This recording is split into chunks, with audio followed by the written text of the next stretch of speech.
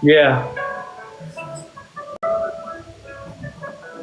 Hindi ko ginusto ang ilayo ako sa'yo, mahal. Ngunit ito ang Yes. desisyon ng tadhana at may kapal. Alam ko din ako'y tatagas sa lugar na to kung saan wala ka. Kaya kulang-kulang ako. Hindi lang araw, hindi lang buwan, kundi ilang taon. Tayo kakakaya ko ba yon? Sa tingin ko, hindi. Hindi ko kaya. Dahil ako'y mamamatay kapag wala ka.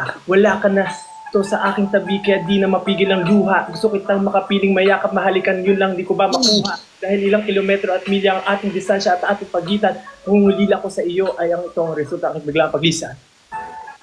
Yeah. Hey. Hey. Hey. Hey. Inisip ko kung bakit ganito ang langit. Nilayo ko sa'yo, hindi ko matanggap, ang hirap mapanggap. Na ako hindi bigo, ngunit di ko rin inaasahan.